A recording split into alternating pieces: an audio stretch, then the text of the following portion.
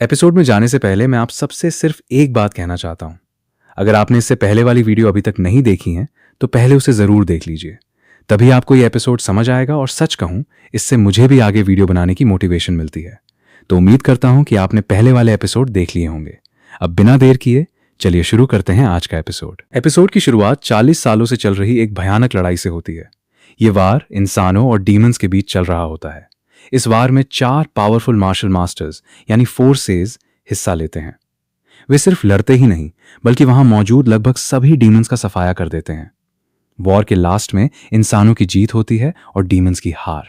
जीत के बाद वे चारों सेज रिटायर हो जाते हैं। रिटायरमेंट के बाद वे चारों मिलकर एक एकेडमी की स्थापना करते हैं जिसका नाम मुरिम एकेडमी रखते हैं। और प्रेजेंट में इसी एकेडमी में योंग होता है।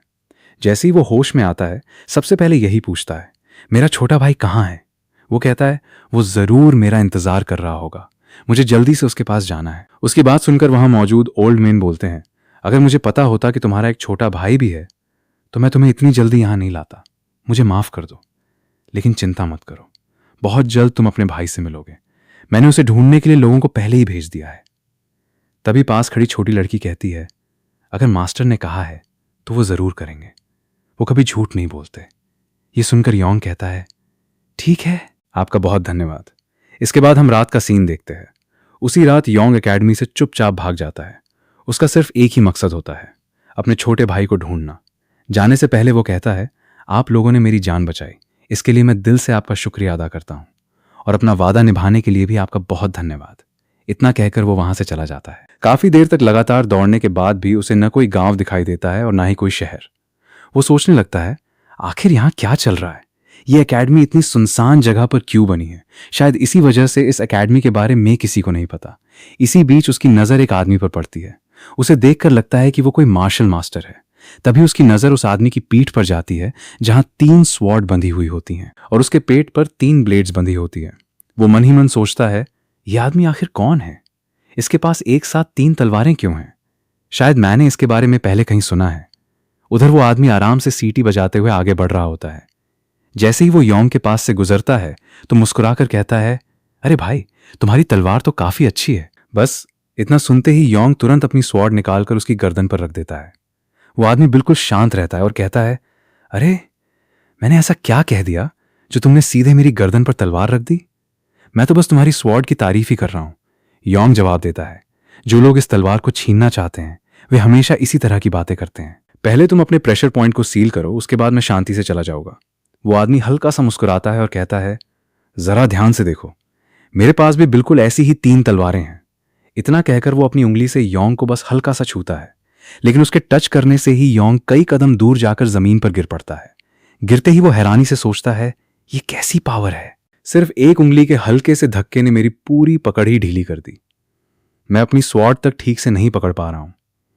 तभी वो मिस्टीरियस मेन उसकी तरफ देखकर कहता है, तुम्हारे लिए व्हाइट जेड स्वॉर्ड बहुत ही ज्यादा कीमती लगती है। ये सुनकर योंग सोचता है, इनको व्हाइट जेड स्वॉर्ड के बारे में कैसे पता? वो मन ही मन सोचता है, एक मिनट, अगर मैंने जो सुना था वो सच है तो ये वही इंसान होना चाहिए। उसे अपने पिता की बातें याद आने लगती हैं। सांग फैमिली के खत्म होने से पहले बेक और उसके बड़े भाई ने अपने पिता से पूछा था, क्या हमारे दादाजी सच में इतने पावरफुल थे? तब उनके पिता ने कहा था कि हाँ, तुम्हारे दादाजी बहुत पावरफुल थे। यही वजह थी कि उन्होंने उन चारों वॉर सेज के साथ मिलकर युद्ध लड़ा था। लेकिन तुम्हारे दादाजी से भी ज्यादा ताकतवर एक इंसान था और उसका नाम था हान ह्यून। चारों वॉर सेज में भी वही सबसे पावरफुल था।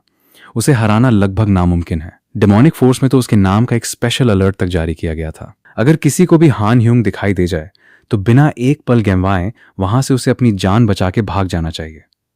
और अगर कभी गलती से भी उसके सामने लड़ने की नौबत आ जाए तो जरा भी बहादुरी दिखाने की कोशिश मत करना, तुरंत पीछे हट जाना। तब शायद योंग को इन बातों का मतलब समझ नहीं आया था, लेकिन आज सब कुछ उसकी समझ में आ चुका था। वो बोलता है, अगर मैं गलत नहीं हूं तो ये इंसान ग्रेट अनराइवल्ड हान ह्यूंग ही है। वो आदमी मुस्कुराते हुए कहता है, बेटा, आज तक कोई भी मेरी गर्दन पर तलवार रखकर जिंदा वापस नहीं लौटा है, लेकिन फिर भी मैं तुम्हें जिंदा छोड़ दूंगा। लेकिन उससे पहले तुम्हें मेरी एक तलवार निकालनी होगी। तुम्हारे पास सिर्फ 20 सेकंड है। अगर तुम 20 सेकंड के अंदर मेरी तलवार निकाल सके तो मैं तुम्हें जाने दूंगा, लेकिन अगर हार गए तो तुम्हें मेरा शिष्य बनना पड़ेगा। मंजूर है? यह सुनकर योंग कुछ पल के लिए हैरान रह जाता है, फिर गहरी सांस लेकर अटैक पोजीशन में खड़ा हो जाता है। उसे देखकर वो आदमी सोचता है इतनी देर में इसे मेरी आइडेंटिटी जरूर पता चल गई होगी, लेकिन फिर भी इसकी आंखों में डर का नामो निशान तक नहीं है। तभी योंग पूछता है, अगर मैं आपको हरा दूं तो क्या आप सच में मुझे जिंदा जाने देंगे? वो आदमी मुस्कुराकर कहता है, क्या बात कर रहे हो? अगर तुम जीत गए तो फिर मेरे शिष्य कैसे बनोगे? इसके बाद लगभग 2 साल के बाद का टाइम दिखाया जाता है। अब स्टोरी एक नए शहर में पहुंचती है। वहां एक ओल्ड मैन एक दुकानदार से बोलता है कि तुम बिना अपना सामान चेक करे पैसे कैसे दे सकते हो?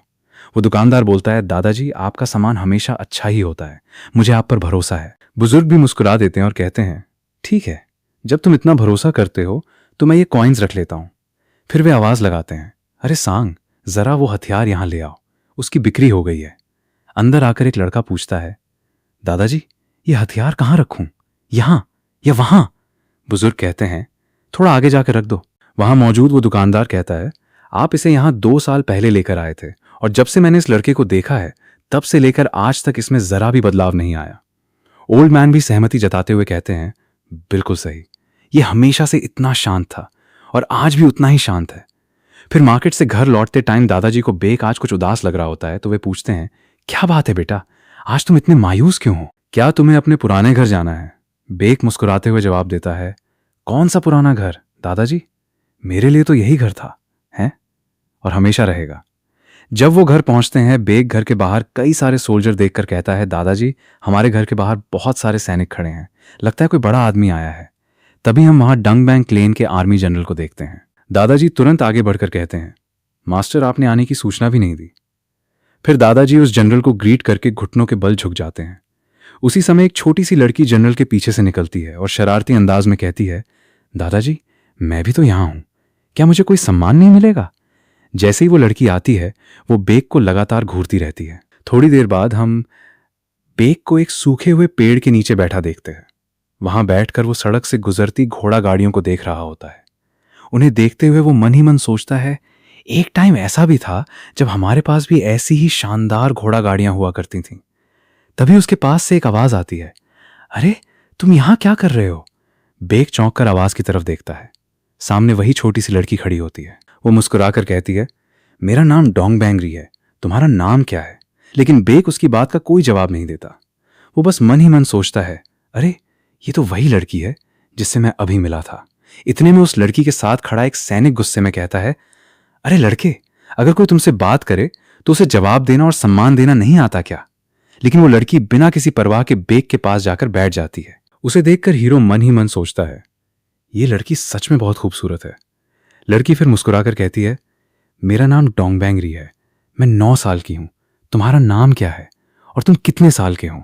इस बार बेक थोड़ा झिझकते हुए जवाब देता है, मेरा नाम सांग बैक है और मैं 11 साल का हूं।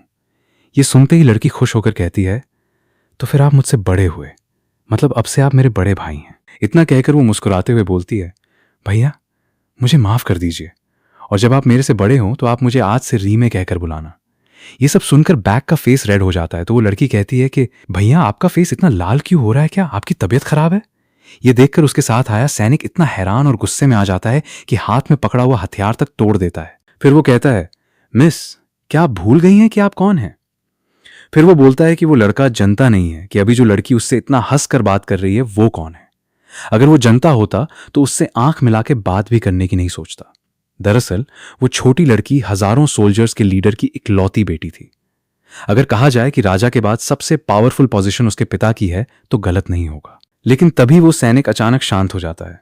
वजह यह थी कि उसने बहुत दिनों बाद उस छोटी लड़की को खुलकर मुस्कुराते हुए देखा था। वो इमोशनल होकर कहता है, मिस आपकी मां के जाने के बाद जब मैं आपको यहां लेकर आया था तब मुझे बहुत चिंता थी, लेकिन यहां आने के बाद पहली बार आपको इतना खुश देखकर मुझे भी बहुत खुशी हो रही है। सीन बदलता है। लड़की जाते जाते जोर से आवाज लगाती है, सांग मैं फिर मिलूंगी। सैनिक तुरंत घबराकर कहता है, मिस प्लीज अंदर चलिए, यहां बाहर रहना सुरक्षित नहीं है। दोनों के जाने के बाद हीरो मन ही मन कहता है, ये लड़की सच में बहुत अजीब है। तभी दादाजी उसकी तरफ देखकर कहते हैं, अब तो सॉन्ग तुम्हारे भी दोस्त बन गए। बेक कुछ नहीं कहता। दादाजी हल्का सा मुस्कुराते हैं और कहते हैं, कोई बात नहीं, 1 महीने बाद हम फिर मिलेंगे और अब से मैं अगले 1 महीने के लिए बिजी होने वाला हूं। एक खास तलवार को रिफाइन करने का बड़ा ऑर्डर मिला है। फिर वे कहते हैं, चलो अब घर में चलते हैं, बाहर काफी ठंड हो रही है। इतना कहकर वे सांग बैग को अपने साथ घर ले जाते हैं। घर पहुंचते ही दादाजी उस तलवार को रिफाइन करने का काम शुरू कर देते हैं। तभी अचानक उनके दिमाग में एक आइडिया आता है। वे हीरो को अपने पास बुलाकर कहते हैं, सांग, इधर आओ, यही वो खास ऑर्डर है जिसे हमें रिफाइन करना है, जरा इसे ध्यान से देखो। इतना कहकर वे वो तलवार उसके सामने रख देते हैं। बेग देखकर कहता है, ये तो एक स्वॉर्ड है। दादाजी उस तलवार को ध्यान से देखते हुए कहते हैं, देखो सांग, आज तक मैं सिर्फ किसानों और आम लोगों के हथियार ही रिफाइन करता आया हूं, लेकिन जरा इस हथियार को ध्यान से देखो। बेग हैरानी से पूछता है, क्या इस तलवार को? दादाजी मन ही मन सोचते हैं कि पिछले 2 सालों से सिर्फ किसानों के हथियार और मामूली हथियार देखने के बाद भी इसने एक ही नजर में स्वॉर्ड को पहचान लिया। इन 2 सालों में बेग ने अपने बारे में कुछ भी नहीं बताया, लेकिन मुझे ऐसा लगता है कि यह बच्चा एक मार्शल आर्ट फैमिली से ही ताल्लुक रखता है। तभी बेग गुस्से से कहता है, यही वो तलवार है जिसकी वजह से मेरी फैमिली के साथ ऐसा हुआ था। फिर वो थोड़ा शांत होकर कहता है, हो सकता है तब मैं छोटा था, लेकिन अब मैं सब कुछ समझने लगा हूं। दादाजी उसे अपने पास बुलाकर कहते हैं, बेग, इस तलवार को ध्यान से देखो। अगर ये किसी बुरे इंसान के हाथ में चली जाए तो सिर्फ बुराई ही फैलाएगी, लेकिन अगर यही तलवार किसी अच्छे इंसान के हाथ में हो तो वही लोगों की रक्षा करेगी। वे आगे समझाते हैं, असल मायने में तलवार अच्छी या बुरी नहीं होती, सब कुछ इस बात पर डिपेंड करता है कि उसे इस्तेमाल कौन कर रहा है। फिर उदाहरण देते हुए कहते हैं, मान लो अगर इस स्वॉर्ड का मालिक ऐसा इंसान है जिसके नीचे 10,000 सैनिक काम करते हैं, ऐसी तलवार को सिर्फ एक बार लहरा देना ही काफी है, फिर चाहे सामने 10,000 हो, 20,000 हो या 50,000, सबके सब पल भर में मौत के घाट उतर सकते हैं। इतना समझाने के बाद दादाजी कहते हैं, यह तलवार सम्राट के अधीन सबसे बड़े कैप्टन की है। इसके बाद सीन बदल जाता है। बेग दूर नदी से पानी भरकर वापस लौट रहा होता है। चलते चलते वो दादाजी की बातें याद करता है। वो मन ही मन सोचता है, दादाजी की सारी बातें अभी पूरी तरह समझ नहीं आई, लेकिन इतना जरूर समझ आया कि उन्होंने मुझे हमेशा आगे की सोचना सिखाया है। फिर उसे दादाजी की एक और बात याद आती है। उन्होंने कहा था कि जो लोग मुझसे सच्चा प्यार करते हैं, मुझे हमेशा उनकी रक्षा करनी चाहिए। वो हल्की मुस्कान के साथ सोचता है, अब तक तो सिर्फ माँ और पिताजी ही मुझसे इतना प्यार करते थे, लेकिन अब वो अजीब सी लड़की भी मेरे लिए अपनापन दिखाने लगी है। ये सोचते हुए वो थोड़ा मुस्कुराता है। थोड़ी देर बाद वो घर पहुंचता है और आवाज लगाता है, दादाजी, मैं वापस आ गया। लेकिन जैसे ही उसकी नजर अंदर जाती है, उसके हाथ से पानी की बाल्टी छूटकर जमीन पर गिर जाती है। वो घबरा जाता है। उसके सामने दादाजी जमीन पर बेहोश पड़े होते हैं और वो तलवार भी उनके पास ही पड़ी होती है। बेग तुरंत डॉक्टरों को बुलाकर लाता है और घबराते हुए पूछता है, डॉक्टर, मेरे दादाजी कैसे हैं? डॉक्टर गंभीर आवाज में कहते हैं, अब इनके पास ज्यादा समय नहीं बचा है। जितने दिन भी ये जिंदा रहें, इनकी अच्छी तरह देखभाल करना। फिर वे दवा देते हुए कहते हैं, ये दवा हर सुबह गुनगुने पानी के साथ देना, जिससे उन्हें दर्द में आराम मिलेगा। कुछ देर रुक कर वे धीरे से कहते हैं, वे बहुत अच्छे इंसान हैं, इसलिए जब समय आए तो इनके अंतिम संस्कार के लिए भी एक अच्छी जगह चुनना। इतना कहकर डॉक्टर वहां से चले जाते हैं। थोड़ी देर बाद दादाजी को धीरे धीरे होश आने लगता है। वे मन ही मन सोचते हैं, अब मैं सांग पर बोझ बन चुका हूं, जितनी जल्दी हो सके मुझे उसे वो सब कुछ सिखा देना चाहिए जो मैं जानता हूं। इसी सोच में डूबे हुए अचानक उन्हें कुछ आवाज सुनाई देती है। वे हैरानी से कहते हैं, इतनी रात को तलवार पर हथौड़ा कौन चला रहा है? जब वे बाहर आकर देखते हैं तो वे शॉक हो जाते हैं। सामने बेग पूरी ताकत के साथ हथौड़े से उस तलवार को लगातार गढ़ रहा होता है, सिर्फ इसलिए कि मैं कमजोर हूं। मेरे अपने एक एक करके मुझे छोड़ते चले गए। सबसे पहले माँ और पिताजी चले गए, फिर मेरा बड़ा भाई भी मुझसे बिछड़ गया, और अब मेरे दादाजी भी मुझे छोड़कर जाने वाले हैं। ये सब सिर्फ मेरी कमजोरी की वजह से हुआ है। अब चाहे कुछ भी हो जाए, मुझे हर हाल में स्ट्रांग बनना ही होगा। इतना सोचते हुए वो पूरी लगन से उस स्वॉर्ड को रिफाइन करने में जुट जाता है। यानी वो लगातार हथौड़े से उसे गढ़ रहा होता है। काम में इतना डूबा होता है कि उसे बिल्कुल भी एहसास नहीं होता कि दादाजी उसके पीछे आकर खड़े हो चुके हैं। तभी दादाजी मुस्कुराते हुए कहते हैं, एक बार एक नकली डॉक्टर ने मुझसे कहा था कि मैं सिर्फ 1 साल और जिंदा रहूंगा, लेकिन देखो, उसकी बात को अब 2 साल हो चुके हैं और मैं अभी भी बिल्कुल जिंदा हूं। इसलिए बेवजह चिंता करने की कोई जरूरत नहीं है। फिर दादाजी पुरानी यादों में खो जाते हैं। वे कहते हैं, आज भी मुझे वो दिन याद है जब मैं बाजार से वापस लौट रहा था। तभी मेरी नजर एक छोटे से लड़के पर पड़ी। उसकी आंखों में एक अलग ही चमक थी। उसी पल मैंने तय कर लिया था कि मैं उसे अपने साथ घर ले जाऊंगा। वे आगे कहते हैं, मैं उसे अपने घर ले आया और कहा, अगर भूख लगी है तो पहले खाना खा लो। उसके बाद हम दोनों साथ बैठकर हथियार बनाने लगे, फिर धीरे धीरे उन्हें बेचने भी जाने लगे। इन सारी यादों को याद करके दादाजी हल्का सा मुस्कुरा देते हैं। फिर बेग से कहते हैं, अगर तुम्हारा इरादा उस तलवार को तोड़ने का है तो अभी तुम्हारे बस की बात नहीं है। बेक तुरंत जवाब देता है, नहीं दादाजी, मैं उसे तोड़ने की कोशिश नहीं कर रहा था, मैं तो बस उसे ठीक करने की कोशिश कर रहा हूं। फिर वो धीरे से पूछता है, दादाजी अब आपकी तबीयत कैसी है? दादाजी मुस्कुराकर कहते हैं, अब पहले से काफी बेहतर हूं। उस नकली डॉक्टर ने तो कहा था कि मैं सिर्फ 1 साल जीऊंगा, लेकिन 2 साल बीत गए और देखो मैं अभी भी ठीक हूं। ये सुनकर बैक के चेहरे पर राहत और खुशी साफ दिखाई देने लगती है। दादाजी आगे कहते हैं, और हां, मैं मजाक नहीं कर रहा था, तुम सच में उस तलवार को ठीक कर सकते हो। बेक हैरानी से पूछता है, क्या सच में? क्या मैं ऐसा कर सकता हूं? दादाजी पूरे विश्वास के साथ कहते हैं, हां बिल्कुल कर सकते हो, लेकिन सबसे पहले तुम्हें खुद पर विश्वास करना होगा। जब तक तुम खुद पर भरोसा नहीं करोगे तब तक कुछ भी पॉसिबल नहीं होगा। फिर वे स्वॉर्ड की ओर इशारा करते हुए कहते हैं, जिस दिन इस तलवार से एक अलग और खास आवाज सुनाई देगी उसी दिन समझ लेना कि यह पूरी तरह ठीक हो चुकी है। हीरो मन ही मन सोचता है, तो मतलब मेरे अंदर भी कोई हुनर है। पहली बार किसी ने मेरी काबिलियत पर भरोसा किया है। अब चाहे कितनी भी मेहनत करनी पड़े, मैं इस स्वॉर्ड को हर हाल में ठीक करके रहूंगा। इसके बाद बेक पूरी मेहनत के साथ तलवार को रिफाइन करने में लग जाता है। उधर दादाजी उसे काम करते हुए देखते हैं और मन ही मन सोचते हैं, ये लड़का सच में बहुत ही टैलेंटेड है। दादाजी कुछ सोचते हुए उससे बात कर ही रहे थे कि अचानक उनकी आंखें बंद हो जाती हैं। तभी बेक खुश होकर कहता है, दादाजी आपने जैसा कहा था बिल्कुल वैसी ही एक अलग आवाज इस तलवार से आने लगी है। क्या यही इस बात की निशानी है कि तलवार पूरी तरह ठीक हो गई है? लेकिन दादाजी की तरफ से कोई जवाब नहीं आता। हीरो मन ही मन सोचता है, आखिरकार मैं इसे ठीक करने में सफल हो गया। शायद इसलिए दादाजी कुछ नहीं बोल रहे हैं। मुझे जल्दी से उन्हें यह दिखाना होगा। वो भागकर उनके पास जाता है और कहता है, दादाजी इधर देखिए, प्लीज अपनी आंखें खोलिए। मुझे पता है आप देख सकते हैं, ऐसे मजाक मत कीजिए, एक बार मेरी तरफ देखिए। लेकिन दादाजी कोई भी रिएक्शन नहीं देते। बेक की आवाज कांपने लगती है, प्लीज दादाजी आंखें खोलिए। इतना कहते ही वो फूट फूट कर रोने लगता है। उधर जिन लोगों ने तलवार रिफाइन करने के लिए दी थी वे भी उसे लेने के लिए आ रहे होते हैं। रास्ते में छोटी लड़की कहती है, अभी और कितनी दूर है, क्या हम पहुंचने वाले हैं? साथ चल रहा सैनिक जवाब देता है, मिस थोड़ा सावधान रहिए, ये जगह पूरी तरह सुरक्षित नहीं है। उनके साथ आए जनरल मन ही मन सोचते हैं, लगता है उस लड़के से इस लड़की को खास लगाव हो गया है।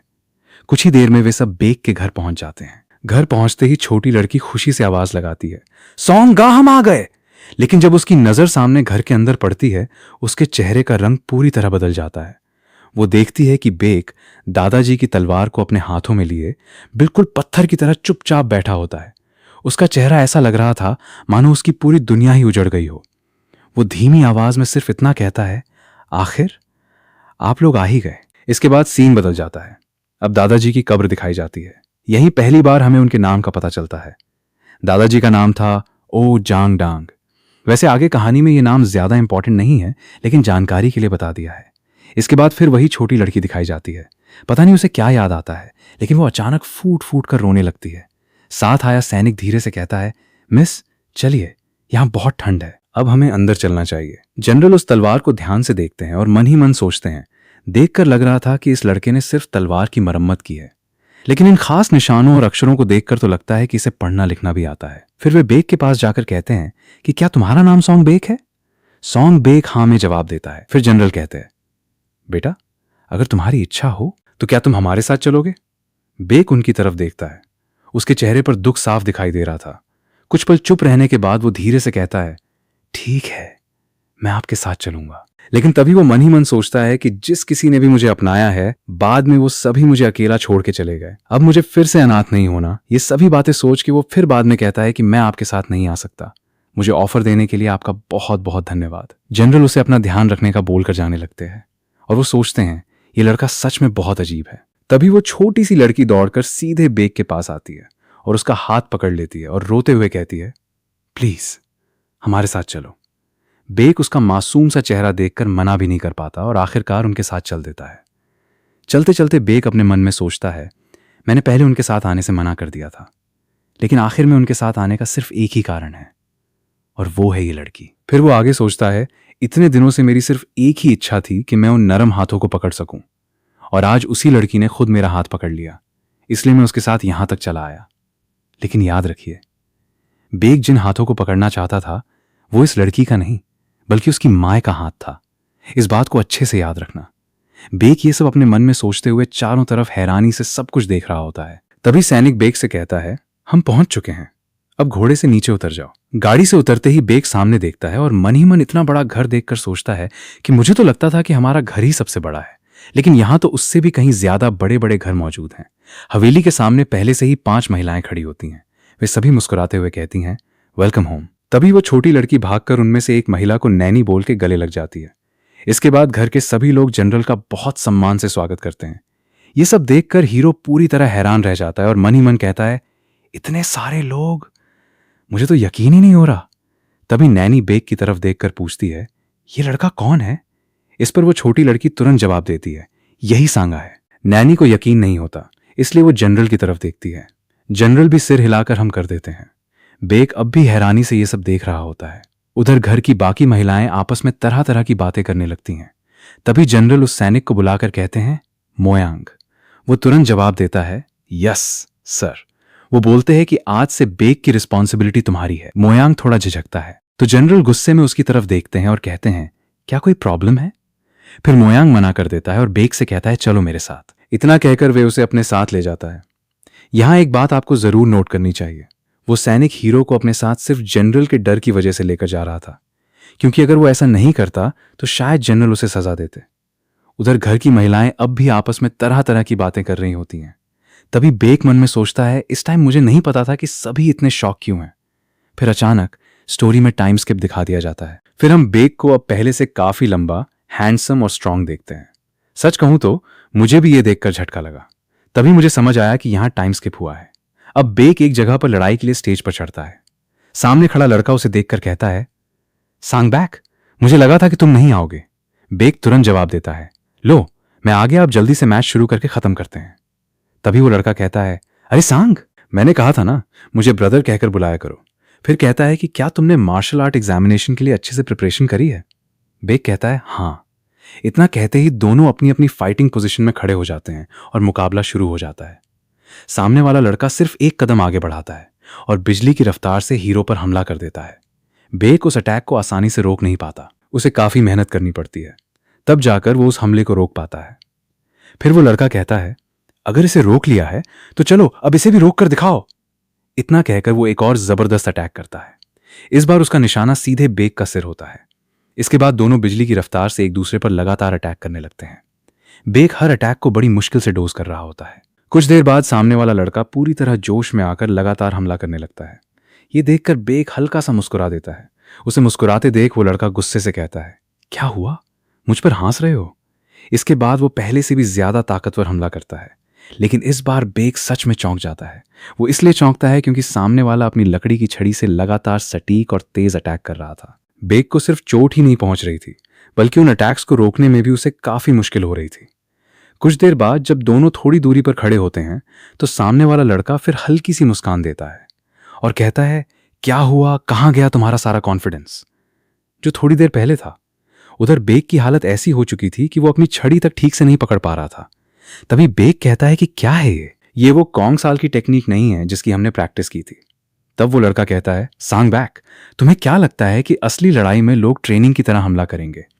असली युद्ध में हर कोई सिर्फ जीतने के लिए अलग अलग तरीके अपनाता है, और अब मैं भी बिल्कुल उसी तरह हमला करने वाला हूं। एक्चुअली कॉन्ग साल की टेक्निक ऐसी टेक्निक होती है जो मार्शल आर्ट के बेसिक एग्जामिनेशन को पास करने के लिए होती है। इतना कहकर वो अपनी पूरी ताकत से एक जबरदस्त अटैक करता है। बेक बड़ी मुश्किल से उस अटैक को डोज कर लेता है। यह देखकर वो लड़का एक और बेहद ताकतवर हमला करता है। इस बार बेक की छड़ी ही टूट जाती है। टूटी हुई छड़ी को देखकर बेक हल्की सी मुस्कान के साथ कहता है, अरे छड़ी तो टूट गई। सामने वाला तुरंत कहता है, अब तुम्हारे बस की बात नहीं है, अब तुम मेरे किसी भी हमले को नहीं रोक पाओगे।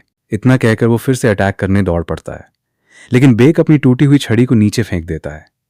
यह देखकर वो लड़का कहता है, अगर बच सकते हो तो अभी भाग जाओ। फिर वो पूरी ताकत से हमला करने आगे बढ़ता है, लेकिन अगले ही पल खुद ही कहता है, सॉरी, अब मैं अपने इस हमले को रोक नहीं सकता। उधर बेक लगातार पीछे हटते हुए बचने की कोशिश कर रहा था। उसकी हालत अब बेहद गंभीर हो चुकी थी। यह देखकर सामने वाला भी अंदर ही अंदर घबरा जाता है। उसे डर लगने लगता है कि कहीं बेक को सच में कुछ हो न जाए। लेकिन ठीक उसी समय बेक अपनी एक खास टेक्निक का इस्तेमाल करके उस अटैक को रोक देता है। इसके बाद सीन कट होता है। अब बेक अपने हाथ में मौजूद पेंडेंट को देखते हुए मन ही मन सोचता है, अभी मैंने जो लास्ट अटैक रोका वो सिर्फ इसलिए मुमकिन हो पाया क्योंकि बचपन में मैंने स्वॉट ट्रेनिंग ली थी। फिर वो खुद से कहता है, इन सब के लिए मुझे सॉन्ग फैमिली का शुक्रगुजार होना चाहिए। तभी वहां वो छोटी लड़की आती है जो अब बड़ी होकर खूबसूरत और क्यूट दिखने लगी थी। बेक उसे देख के कहता है, मिस आप यहां, सब ठीक है? तभी वो गुस्से में कहती है, तुम मुझे मिस क्यों बुला रहे हो? इतना कहकर वो गुस्से में वहां से जाने लगती है। तभी बेक कहता है कि मिस क्या हुआ, क्या मैंने कुछ गलत किया? तभी वो कहती है, क्या तुम्हें सच में समझ नहीं आता कि मैं क्यों गुस्सा हूं मास्टर सॉन्ग? फिर वो उसे चिढ़ाते हुए कहती है कि बहुत ज्यादा टाइम हो गया है, शायद मैं जिसे ढूंढ रही हूं वो मुझे मिला नहीं है अभी तक। इतना कहकर वो जाने लगती है। तभी अचानक बेक उसे पुकारता है, रिमे। जैसे ही लड़की अपने नाम उसे पुकारते हुए सुनती है, उसके चेहरे पर खुशी साफ दिखाई देने लगती है। वो खुश होकर बोलती है, क्या कहा आपने? फिर से बोलिए। मुझे सुनाई नहीं दिया। बेक फिर कहता है, रीमे अब मजाक बंद करो। तुम जानती हो अगर नैनी ने हम दोनों को साथ देख लिया तो वो डांटेगी हमें। लेकिन अगले ही टाइम रीमे बेक का हाथ पकड़ लेती है और उसके कंधे पर अपना सिर टिकाकर खड़ी हो जाती है। ये देखकर बेक हैरान होकर पूछता है, रीमे ये क्या कर रही हो? रीमे कहती है, क्या हुआ बचपन में तुम मुझे पीठ पर बैठाकर घुमाते थे। तभी वो दोनों एक दूसरे की तरफ देखने लगते हैं। दोनों के चेहरे शर्म से लाल हो जाते हैं और वे बस एक दूसरे को देखते ही रह जाते हैं। अचानक बेक को कुछ याद आता है। उसे उस नैनी की बात याद आती है जिसने पहले कहा था, भले ही बाकी लोग ये सोचते हो कि तुम्हें इस घर ने गोद लिया है, लेकिन सच तो ये है कि तुम इस घर के लिए सिर्फ एक खिलौना हो। ये बात कभी मत भूलना। बेक मन ही मन कहता है, मैं इस बात को कभी नहीं भूलूंगा। प्रेजेंट में वो दोनों अभी भी एक दूसरे के बहुत करीब खड़े होकर एक दूसरे को देख रहे होते हैं। तभी बेक अचानक बैठ जाता है और मुस्कुराते हुए कहता है, आओ मेरी पीठ पर चढ़ जाओ। ये सुनकर लड़की हैरानी से पूछती है, सांगा ये तुम क्या कर रहे हो? बेक मुस्कुराकर कहता है, जब तुम छोटी थी तब हमेशा मेरी पीठ पर चढ़कर खेला करती थी, आज भी वैसे ही खेल लो। ये सुनते ही लड़की शर्म से लाल हो जाती है और गुस्से में वहां से जाने लगती है। जाते जाते वो पीछे मुड़कर कहती है, मेरे पीछे मत आना, बिल्कुल भी मत आना। लेकिन बेक उसकी बात कहां मानने वाला था। वो उसके पीछे पीछे ही चल पड़ता है। उधर नैनी छिपकर ये सब देख रही होती है। वो मुस्कुराते हुए कहती है, लगता है एक तरह से ये अच्छा ही हुआ। उन्होंने ऐसा क्यों कहा, किस लिए कहा, यह बात अभी साफ नहीं होती। शायद बेक के वापस आने की वजह से वो लड़की इतनी खुश थी, इसलिए उन्होंने ऐसा कहा होगा। इसके बाद सीन बदलता है। अब हम उन दोनों को समुद्र किनारे देखते हैं जो खूबसूरत सनसेट देख रहे होते हैं। लड़की खुश होकर कहती है, सांगा उधर देखो कितना सुंदर सनसेट है। लेकिन बेक की नजर सनसेट पर नहीं बल्कि उसकी प्यारी सी मुस्कान और मासूम चेहरे पर टिकी रहती है। फिर भी उसके चेहरे पर हल्की सी उदासी साफ दिखाई देती है। लेकिन वो उदास क्यों है, इसकी वजह अभी पता नहीं चलती। वो मन में उसका नाम लेता है और कुछ देर बाद बेक मन ही मन कहता है, केवल 2 लोग ही हैं जो मुझसे प्यार करते हैं बिना किसी अपने फायदे के। मैं दादाजी को तो नहीं बचा पाया, लेकिन तुम्हें किसी भी हाल में अकेला नहीं छोड़ूंगा। तभी हमें एक नए कैरेक्टर की एंट्री दिखाई जाती है। वो लड़का रीमे को देखकर कहता है, यार क्या इस शहर में भी इतनी खूबसूरत लड़कियां होती हैं? उसके साथ खड़ा दूसरा लड़का कहता है, लगता है वो किसी बड़े और अमीर परिवार की लड़की है। इस पर वो लड़का हंसते हुए कहता है, तो क्या हुआ, मुझे क्या फर्क पड़ता है, कम से कम एक बार तो मैं उसे जरूर ट्राई करूंगा। उसकी बातें साफ बता रही थीं कि उसके इरादे बिल्कुल भी सही नहीं थे। इसके बाद हम एक महल देखते हैं जिसका नाम इंपीरियल पैलेस है। उसी महल के बाहर जनरल कमांडर अपने घुटनों के बल बैठे होते हैं और सैनिक उन्हीं के पास खड़ा होता है। तभी सैनिक बोलना शुरू करता है, आखिर हम यहां और कितनी देर तक बैठे रहेंगे? चलिए अब निकलते हैं। इस पर जनरल जवाब देते हैं कि सम्राट के आदेश के खिलाफ जाना देशद्रोह माना जाता है। ये बात तुम्हें पता है ना? सैनिक कहता है, लेकिन हम कई घंटों से यहीं इंतजार कर रहे हैं, अंदर से अब तक कोई भी बाहर नहीं आया। जनरल कहते हैं, मुझे भी ये बात पता है, अगर तुम्हें ज्यादा देर हो रही है तो तुम घर जा सकते हो। सैनिक तुरंत बोल पड़ता है, तो फिर आइए हम दोनों अभी यहां से चलते हैं, देखते हैं हमें रोकता कौन है, यहां राज कौन करता है, सम्राट या फिर झांग मुसांग। ये सुनते ही जनरल सख्त लहजे में कहते हैं, जुबान संभाल कर बात करो लड़के। उनकी बात सुनकर सैनिक तुरंत चुप हो जाता है। तब जनरल बोलते हैं कि जांग मुसांग हमेशा मेरे अधिकारों को कम करने की ताक में रहता है। क्या तुम्हें पता नहीं है कि वो मेरी छोटी से छोटी गलतियों की वजह से भी नीचा दिखाने की कोशिश करता है? सैनिक कहता है कि एम्परर इंटेलिजेंट है, वो जांग मुसांग की बातों में नहीं आएंगे। इसके बाद सीन पैलेस के अंदर शिफ्ट हो जाता है। वहां एक आदमी आकर कहता है, ग्रैंड मार्शल जनरल आपके आदेश का इंतजार काफी देर से कर रहे हैं, आप जल्दी निर्णय लीजिए। अगर आप उनसे नहीं मिलना चाहते तो मैं कोई बहाना बनाकर उन्हें वापस भेज देता हूं। ये सुनकर कुर्सी पर बैठा इंसान कहता है कि क्या वो अभी भी इंतजार कर रहा है? कितना बेवकूफ ऑफिसर है। इसके बाद हमें इस इंसान के बारे में पता चलता है। इसका नाम झांग मोसांग है, जो कि एम्परर का एडवाइजर है, जिसके बारे में अभी मार्शल जनरल और सैनिक बात कर रहे थे। इसके बाद वो बिना कुछ बोले शाही मोहर को एक दस्तावेज पर लगा देता है और उसे जनरल के पास भेज देता है। ये देखकर वहां खड़ा एक एल्डर काफी घबरा जाता है और इस एल्डर का नाम सोमा झांग है। एल्डर कहता है कि हमें मार्शल जनरल को प्रोवोक नहीं करना चाहिए। अगर उन्हें एम्परर के बीमार होने के बारे में पता चल गया तो अच्छा नहीं होगा। उसके लियोडिंग सेना के 3 लाख सैनिक इंपीरियल पैलेस पर अटैक कर देंगे। झांग मोसांग कहता है, मुझे लगता है कि आप बेवजह ज्यादा चिंता कर रहे हैं। डरिए मत, लियाडोंग की सेना को यहां वापस बुलाने का मतलब है कि देश को बारबेरियंस के हवाले करना, और मार्शल जनरल ऐसा बिल्कुल नहीं करेगा। तभी वो अपने हाथ में रखी चाय को देखते हुए कहता है, अब तो चाय भी ठंडी हो गई। वो एल्डर हैरानी से पूछता है, एडवाइजर, आपकी बात मेरी बिल्कुल समझ में नहीं आई।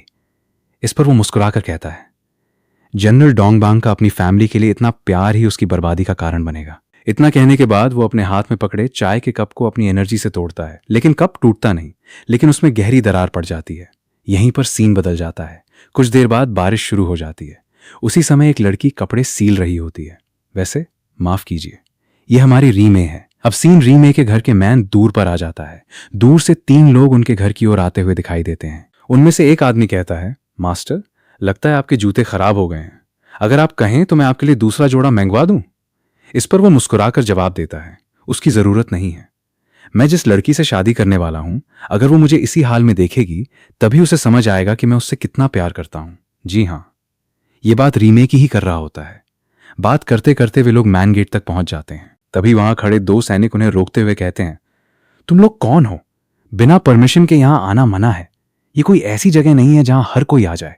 इस पर वो लड़का कहता है, अगर तुम्हें पता होता कि मैं कौन हूं तो तुम मुझसे इस लहजे में बात करने की हिम्मत भी नहीं करते। सच कहूं तो मुझे तुम लोगों से काफी निराशा हुई है। तभी वो अपने साथ खड़े एक सैनिक की तरफ इशारा करता है। सैनिक तुरंत अपनी जेब से एक पेंडेंट जैसी चीज निकालकर दिखाता है। उसे देखते ही दोनों गार्ड हैरान रह जाते हैं और कहते हैं, अरे, हमें पता नहीं था कि आप मिनिस्टर ऑफ रेवेन्यू के बेटे हैं। हमें माफ कर दीजिए। वो बस हल्की सी मुस्कान देता है और दोनों को नजरअंदाज करते हुए उनके सामने से अंदर निकल जाता है। उसके साथ आया सैनिक मन ही मन सोचता है, आज मास्टर का मूड अच्छा था, इसलिए तुम दोनों बच गए। अगली बार इतनी अच्छी किस्मत नहीं होगी। इतना कहकर वो उन्हें डराते हुए वहां से चला जाता है। अब सीन बदलता है और हमें बेग दिखाई देता है। वो लकड़ी की छड़ी से ट्रेनिंग कर रहा होता है, लेकिन ट्रेनिंग के दौरान उसे बार बार रीमे की याद आने लगती है। उसके सामने उसी का चेहरा बार बार आने लगता है और फिर उसे वो भी बातें याद आती है जब नैनी ने उससे बोला था कि तुम अपनी जगह कभी मत भूलना। तभी उसे किसी के पुकारने की आवाज सुनाई देती है, सांगा, सांगा। बेग पीछे मुड़कर देखता है और सामने रीमे खड़ी होती है। उसे देखकर बेग उसके पास जाता है और उसके बालों पर गिरी पानी की बूंदें धीरे धीरे झाड़ देता है। फिर पूछता है, तुम यहां ट्रेनिंग ग्राउंड में क्यों आई हो? अगर दादी को पता चल गया तो तुम्हें पता है कि वो मुझे बहुत डांटेंगी। रीमे धीरे से कहती है, बारिश बहुत तेज हो रही थी, इसलिए मैं तुम्हें अम्ब्रेला देने आई थी। तुम्हें याद है जब तुम पहली बार यहां आए थे तब तुम पानी में गिरकर बेहोश हो गए थे। उसकी वजह मैं ही थी। तभी से मैं बस यही चाहती हूं कि तुम्हें कभी कोई तकलीफ ना हो। उसकी बात सुनकर बैग जोर से हंस पड़ता है। ये देखकर वो गुस्से में कहती है, क्या हुआ? इसमें हंसने वाली कौन सी बात है? बेक उसे देखकर मुस्कुराते हुए कहता है, देखने में तो तुम इतनी बड़ी हो गई हो, लेकिन हरकतें अभी भी बिल्कुल बच्चों जैसी हैं। इतना कहकर वो फिर से हंसने लगता है। ये सुनते ही रीमे और भी नाराज हो जाती है और उसे डांटना शुरू कर देती है। तभी बेक कहता है, अंदर चलो, बीमार पड़ जाओगी तुम। तभी उनके पीछे से किसी की आवाज आती है, आखिरकार जिस लड़की से मेरी शादी होने वाली है उससे आज मुलाकात हो ही गई। वो दोनों तुरंत पलट कर देखते हैं और रीमे गुस्से में कहती है, तुम हो कौन? कोई भी आवारा यहां चला आता है, ये कोई घूमने फिरने की जगह नहीं है। वो आदमी मुस्कुराते हुए कहता है, क्या अपनी होने वाली पति से भी कोई ऐसे बात करता है? हाँ। फिर हाथ में पकड़ा हुआ पंखा खोलते हुए कहता है, सच कहूं मैं बहुत निराश हुआ। ये सब सुनकर रीमे शोक हो जाती है। इसके बाद वो कहता है कि एक रात मैंने तुम्हें बाहर देखा था, तुम मुझे कुछ ज्यादा ही पसंद आ गई हो, इसलिए मैं तुम्हें सीधा प्रपोज करने चला आया। दहेज में मुझे कुछ नहीं चाहिए क्योंकि मैं मिनिस्टर ऑफ रेवेन्यू का बेटा हूं। ये सब सुनकर बैक को बहुत ज्यादा गुस्सा आती है। वो गुस्से में कहता, अभी इसी वक्त यहां से नहीं गए तो बाद में बहुत पछताओगे। वो आदमी घूरते हुए पूछता है, अभी तुमने क्या कहा? जरा दोबारा कहना। बेक बिना डरे फिर से वही बात दोहराता है, अगर यहां से नहीं गए तो बाद में बहुत पछताओगे। इस पर वो आदमी गुस्से में कहता है, आखिर तू है कौन? ये सुनकर बेक भी सोचता है, आखिर मैं हूं कौन? वैसे उसने जो कहा वो गलत भी नहीं था। तभी बेक को फिर से उस नैनी की बात याद आने लगती है कि तुम इस घर में एक खिलौने के अलावा कुछ भी नहीं हो। यही सोचते हुए वो कुछ पल के लिए रुक जाता है। इसी बीच रीमे अचानक कह देती है, मैं इससे प्यार करती हूं। और फिर बिना झिझक दोबारा कहती है, आज भी और हमेशा मैं सिर्फ तुमसे ही प्यार करूंगी। जब हम पहली बार मिले थे मैं तुम्हें जब से पसंद करती हूं। बेक हैरानी से कहता है, तुम क्या कह रही हो? तुम्हें जरा भी होश है? रीमे शर्म से नजरें झुकाकर कहती है, ऐसे मत देखो, मुझे बहुत शर्म आ रही है। बेक मनी मन सोचता है, मुझे रीमे की फीलिंग के बारे में थोड़ा थोड़ा एहसास तो था, लेकिन ये ऐसे अचानक डायरेक्टली बोल देगी ये नहीं सोचा था। ये सुनकर मुझे भी थोड़ी शर्म आ रही है। लेकिन ये सब देखकर वो आदमी जोर जोर से हंसते हुए कहता है, क्या बकवास है तुम दोनों, क्या सोच रहे हो? इतना कहकर वो अपने आदमी को अटैक करने का ऑर्डर देता है। ये सुन के उसका साथी बिजली की रफ्तार से बेक के ऊपर अटैक करता है। ये देखकर बेक तुरंत रीमे से कहता है, तुम अभी इसी टाइम मैन हाउस में चली जाओ, वहां सुरक्षित रहोगी। लेकिन वो जाने को तैयार नहीं होती और कहती है, लेकिन तुम? बेक कहता है, मेरी चिंता मत करो, मैं अपना ख्याल रख सकता हूं। तुम तुरंत यहां से निकलो। अगले ही पल चारों तरफ धुएं का घना गुबार फैल जाता है। कुछ भी साफ दिखाई नहीं देता। बेक के हाथ से छाता गिर जाता है और वो सदमे में सामने का नजारा देखती रह जाती है। और हम बेक को दूर जमीन पर पड़ा देखते हैं। वो अब भी रीमे से कहता है कि अंदर जाओ। वो आदमी बेक के पास पहुंचकर उसकी छाती पर एक और जबरदस्त अटैक करता है। इसके बाद वो आदमी बेक के पास आकर उसकी गर्दन पर स्वॉर्ड रखकर बोलता है, रॉयल गार्ड से फाइट करने से पहले अगली बार सोच लेना कि तुम्हारा क्या अंजाम होगा। ये सब देखकर रीमे चीख उठती है, सांगा। तभी वो लड़का बेक से कहता है, अब तुम अपनी सही जगह पर आए हो। रीमे कहती है कि तुम लोगों को पता भी है कि तुम लोग हो, कहा मैं किसी को भी बिना सजा दिलवाए जाने नहीं दूंगी। फिर वो लड़का उसके पास आकर कहता है कि क्या सच में, क्या होगा अगर सभी को यह पता चले कि इस घर की राजकुमारी जैसी डॉटर अपने ही घर के सर्वेंट से प्यार करती है। ये सुनते ही रीमे गुस्से में उस लड़के के गाल पे जोरदार थप्पड़ मार देती है। इसके बाद गुस्से में वो लड़का रीमे के पेट पर एक जोर से लात मारता है। रीमे हवा में उछलकर दूर जाकर गिर जाती है। बेक गुस्से में चिल्लाते हुए उसकी तरफ दौड़ने की कोशिश करता है, लेकिन तभी एक आदमी उसकी गर्दन पर तलवार रखकर उसे वहीं रोक देता है। वो लड़का गुस्से में कहता है कि तुम्हारी हिम्मत कैसे हुई मुझे थप्पड़ मारने की। इसके बाद वो अपने एक गार्ड से चाकू मांगता है। वो गार्ड मना भी करता है, लेकिन वो उससे चाकू लेकर रीमे से कहता है, तुम्हारा चेहरा बहुत सुंदर है। ये कहते हुए वो रीमे की तरफ आगे बढ़ता है और कहता है, देखते हैं जब इस पे चाकू से स्कार बनेगा उसके बाद कैसा लगेगा। उसकी ये बात सुनकर एक गार्ड मन ही मन सोचता है कि अब बहुत ज्यादा हो रहा है, हमें यहाँ सिर्फ जनरल डोंग बैंक की डॉटर को डराने के लिए भेजा था। उधर वो लड़का रीमे के फेस पर चाकू रख देता है और कहता है, आखिरी बार पूछ रहा हूं, अगर अभी भी मेरी बात मानकर मेरे साथ चलोगी तो मैं तुम्हें कुछ नहीं करूंगा, इसी वक्त छोड़ दूंगा। ये सब देखकर सॉन्ग मन ही मन सोचता है कि मुझे उसे प्रोटेक्ट करना है, किसी भी कीमत पर प्रोटेक्ट करना है। हम देखते हैं कि वो तलवार बेक की गर्दन में धंस जाती है, लेकिन फिर भी वो पीछे नहीं हटता। उसे बस रीमे को बचाना था। ये देखकर तलवार पकड़े गार्ड मन ही मन सोचता है कि अगर इस फैमिली के किसी भी पर्सन को कुछ भी हुआ तो जनरल किसी को भी जिंदा नहीं छोड़ेगा। ये सभी सोचते हुए उसका ध्यान एक पल के लिए भटक जाता है। बस उसी एक पल का फायदा उठाकर बेक उसके हाथ को घायल करके तलवार को छीन लेता है, जिससे उसके हाथ से खून बहने लगता है। तभी वो गार्ड चिल्लाता है, इसे किसी भी तरह रोको। ये देखकर साथ वाला गार्ड बेक पर अपनी पावर से अटैक करके रोकने की कोशिश करता है, लेकिन बेक बिजली जैसी तेजी से उसके पास से पल भर में निकल जाता है। वो गार्ड घबराकर कहता है, ये पाइन ट्री टेक्निक? अब उसके चेहरे पर डर साफ दिखाई देने लगता है, लेकिन बेक उसकी तरफ दोबारा देखता तक नहीं। वो सीधे रीमे के पास पहुंच जाता है। उधर वो लड़का अभी भी रीमे से कुछ बोल ही रहा होता है कि उसी वक्त बेक सीधे उस लड़के की गर्दन पर अटैक कर उसकी गर्दन उसके शरीर से अलग कर देता है। ये देखकर वहां मौजूद वो सभी लोग पूरी तरह शॉक हो जाते हैं। उधर बेक तेज तेज सांसें ले रहा होता है और ये एपिसोड भी यहीं एंड हो जाता है। तो दोस्तों, मिलते हैं अगले एपिसोड में। मैं कोशिश करूंगा कि अगला एपिसोड जितनी जल्दी हो सके आपके लिए लेकर आऊं। बस आप लोग अपना प्यार और सपोर्ट ऐसे ही बनाए रखिए, मेरे लिए वही सबसे बड़ी बात है। और हाँ, वीडियो पसंद आए तो लाइक, शेयर और कमेंट करना बिल्कुल मत भूलिए। चलिए, अब मिलता हूं अगले वीडियो में। तब तक के लिए बाय बाय।